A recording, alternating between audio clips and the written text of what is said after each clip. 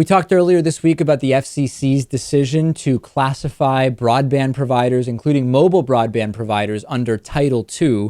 It's a really interesting conversation to go back to look at our interview with David Bollier about the commons. And we've talked about the commons with regard to telecommunications, with regard to natural resources, etc., and the privatization of the commons and control of the commons by corporations. This conversation is from November of 2010, but it is even more relevant now than it was then because we've continued to see attempts from corporations to profit from and privatize the commons. So I think that this could not be more timely given the conversations we're having now and the resurgence of issues around water and drought. So we'll go back to our interview with David Bollier, November 10th of 2010. Well, I've been a writer and activist for many years on the commons, which broadly defined are the many things we morally or legally own but don't necessarily control. And the things we share, like the atmosphere, the airwaves for broadcasting, the human genome, water, and so forth. And I've been writing and researching a lot about how these are being privatized and turned into market commodities, even though often they have much greater value to us as something we can all have access to and share. What's an example, a specific example? I mean, you mentioned generally, but what's a specific example of one that has been turned into a product that maybe we all see every day? Well, bottled water is a great example, where lots of communities, their groundwater is being taken over by major multinational bottling companies, put into bottles, and sold as branded product.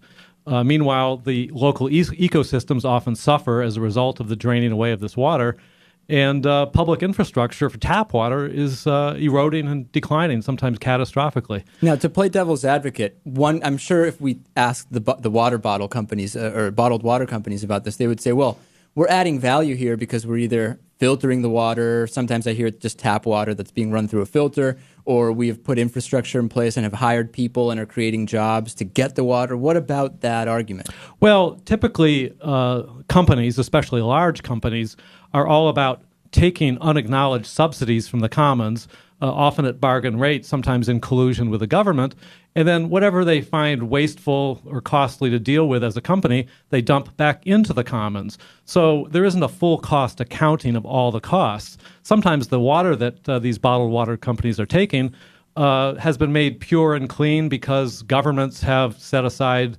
conservation lands or wetlands that purify the water, or perhaps they filter it and go to great expense to test it. Well, these are things that the bottled water companies are sort of free riding upon. So their costs don't really reflect the full cost, and yet they're charging oftentimes many, many times more than the actual cost of tap water. So let's assume that bottled water is something that people would want. And, there's a whole other set of arguments that say, hey, we're wasting a ton of plastic. There's a much better way to deal with drinking water. But let's assume bottled water is something in general people would want to have.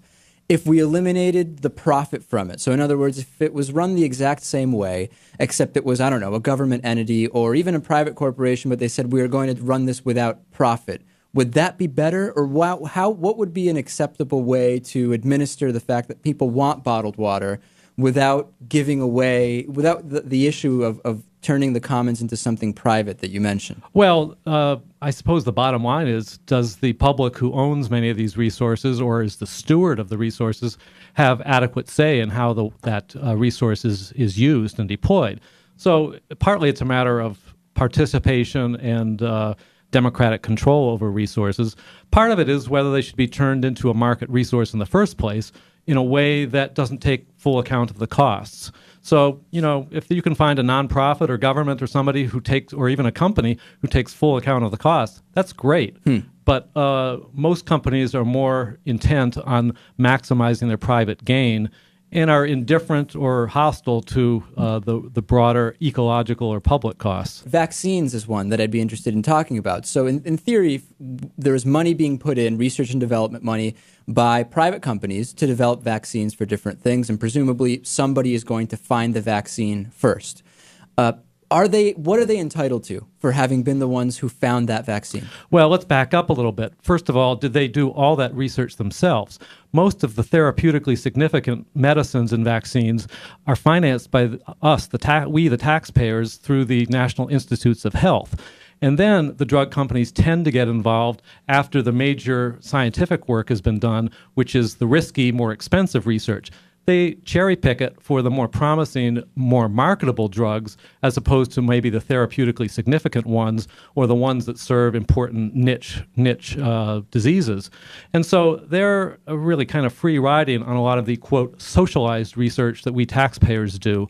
And yes, companies that invest a lot of money to develop a drug deserve a return on their investment. Patents are play an important role in that. But no, they shouldn't be entitled to simply free ride on a lot of our investments in these drugs. So presumably, once the vaccine is completed by one individual company, how do we manage that? Do we say a portion of their profits from that need to get cycled back in, or how do you? Or they could have a non-exclusive license where other companies could compete using the same resource, the same federal research. Why should they necessarily have exclusive rights to something that has mostly been, taken 80% of the distance? Let's have a competitive system over it. Or even better yet, why should private ownership be linked to the drugs that are created? After all, there's lots of very smaller niche drugs for which perhaps there's not a sufficient market. Should the people in the third world there's tens of millions of people with serious diseases there, river blindness, many other diseases, and they're simply too poor to command a market. So therefore, we should create no drugs for those people. That's what the patent system essentially results in. Lots of people having serious needs, but not having the market power to elicit new drugs. To follow that up, would that not make it less likely that some of those private companies would develop some of the vaccines if they know once we do it, it's getting split, it's being opened up to others? Aren't you going to de-incentivize in some sense? That's possible, but then, of course, as we discussed in the film, This Land is Our Land. Which I should mention, Sunday, November 14th, 7:30 p.m. at Amherst Cinema, amherstcinema.org for tickets. The development of the polio vaccine by Dr. Jonas Salk and his colleagues was financed by the March of Dimes, and lots of people donated small amounts for this. And when journalists asked him, well, should it be patented? He said, well, could you patent the sun? And the point, of course, is that certain humanitarian things shouldn't necessarily be dictated entirely by the market. There is an important role for the market in the development of drugs, vaccines, and medical treatments, but there's enough else that's of great humanitarian importance that we can devise other mechanisms for doing that. Decoupling patents from the research that's done might be an important way to start. In the movie This Land is Our Land, there's a mention of a town that sold its name on the internet for $75,000. I forget what it was, but it was an Oregon town, and it was during the dot-com boom, and they decided they could pick up some, I think it was $75,000 or $100,000 from selling their name. And we cite that example in the movie to show how everything is for sale, even things that we thought were beyond the reach of the market. And that's kind of a worrisome trend when everything can be bought and sold. Well, so what if somebody says, I don't think everything should be able to be bought and sold, but who cares if a town sells its name? I mean, if that's what they want to do, they need money, they take that $75,000, and who knows what positive things they're doing with it. Who cares? Well, partly it gets down to our identity as a society and people. To say that everything should be bought and sold is to say that everything is fungible, that we don't have any lasting commitments to each other, that we don't even have a notion of the common good. After all, if everything can be bought and sold, perhaps even politicians might be bought and sold. Perhaps. I mean, obviously. And that's maybe an equal symptom of this mentality that everything should be bought and sold. Perhaps votes should be sold. Perhaps babies should be sold. Perhaps, human ova should be bought and sold. Well, to say any of that implies a certain notion of what human beings ought to be about, what we as a community ought to be about. And those are questions I think deserve far more scrutiny as the market ethic takes over everything. Who should determine what things are okay to be bought and sold and which things aren't? Well, certainly right now the sellers, the companies, seem to be in the driver's seat for pushing this ethic. So unless it's against the law, you can take whatever you want and you can sell it.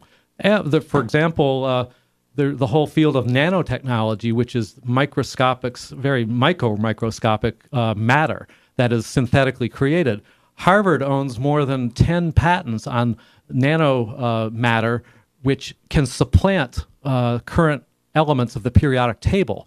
And it's equivalent to Microsoft taking what might be freely shareable code and making it proprietary. So we can have all sorts of proprietary matter that companies who own the patents can reap all the profits from. So somebody could say, okay, all the helium in this room, we own the helium. Or, well, what would happen is the proprietary helium would replace the natural occurring, helium, right. which is what has happened in software, which has happened in water, which has happened in a lot of things. GMO seeds, genetically modified organism seeds, are essentially proprietary substitutes for seed that used to be freely shareable. So once you start to get this, you start to get concentrations of corporate and political power. So it's not merely a, quote, free market. Right. It's supplanting a lot of relationships, social relationships, and civic democratic relationships with a buyer-seller market relationship. When we think about, it's very easy to come up with a long laundry list of things going in the wrong directions with the commons. But when we think about gains over the last 10 or 20 years to the commons, my sense is that the internet has been, if I had to pick one thing that has opened up the door to the growth of commons of different types, that would be it. Would you agree with that? Absolutely. The internet is like a super commons, a hosting infrastructure for it. And between that technological infrastructure and licenses such as the Creative Commons licenses, which allow you to legally share your content without it being automatically locked up as property, and then, of course, the social norms that people have developed, you have literally thousands of robust commons like Wikipedia, sure. Free software like Linux, and then countless other smaller or lesser known ones where people get together and say, we want to share this resource and manage it ourselves. And the interesting thing is there's now a common sector of communities that are producing stuff equally as valuable as the market, but without money, without contracts, without lawyers. And this is kind of confusing to conventional economics. People can do this stuff without having monetary incentives, yet Wikipedia is blowing encyclopedia out of the water. It's happening really across the board in the internet. In the movie, you mentioned that this kind of push by the big corporations to buy up some of what we might consider public resources started about 3 decades ago. Was there any specific legislation that opened the door to that? Was there a switch in kind of the ethics of people? I mean, how did it kind of start? Well, it had its origins of the business backlash against the consumer and environmental movement in the late 60s and early 70s, where Chamber of Commerce General Counsel Lewis Powell, who later became Supreme Court Justice, wrote a memo saying, we, the business community, need to counter-mobilize. They did, and when Reagan and Margaret Thatcher took office in 1981, that began the consolidation of what's often called the neoliberal capitalist version of capitalism, which put its emphasis on deregulation, slashing government budgets, fostering international flows of capital, and privatization of government resources. So that was the time when a lot of things took off. And coincident with that, you had such things as the Supreme Court declaring that life could be patented. And so you had the whole rise of owned species and living organisms. So a lot of this started in 1980, and it has since accelerated over the past 30 years. I'll remind our audience we're speaking with David Bollier. The movie is This Land is Our Land. There's a screening Sunday, November 14th, 7:30 p.m. It's to benefit the Food Bank of Western Massachusetts. So if you're a local listener, there will be a Q&A with you and with Sut Jolly from Media Education Foundation. Is that right? That's right. We'll both be there for a while answering your questions. My advice, I've been to some of these things before, the number of questions that you start getting where it's the same question 5 or 10 different times can get out of hand. So if I were you, I would have a set time where you're just out of there, because I'll tell you, it can get ugly. Okay, I'll be prepared. Okay, well, thanks so much for coming in. We invite you to check out the movie, and of course tickets at amhercinema.org. And your personal website is? Bollier.org. Okay, and you have just a wealth of information there about the history and kind of upcoming things that we need to be aware of related to the commons, don't you? Well, the commons is sort of an accelerating movement, both domestically, but especially internationally in Europe and the global south. So I expect it'll wash across America sooner or later. Before we wrap up, Republicans, Democrats, do you think one party is better, or more of a risk or more of a help to the issues of the commons? Well, Democrats and those on the left are more aware of the abuses of the market. Republicans are more reflexively defenders of it. But the commons is less of an ideological thing than a point of view. After all, there's many conservatives that care about their local communities, and localism is really a key aspect of the commons. So it's not an ideological thing. We've found something, at least, Lewis, that is not a Republican-Democrat issue. Maybe. I don't know. I don't think such things exist. All right, David Bollier, thanks for coming in. Thanks for having me.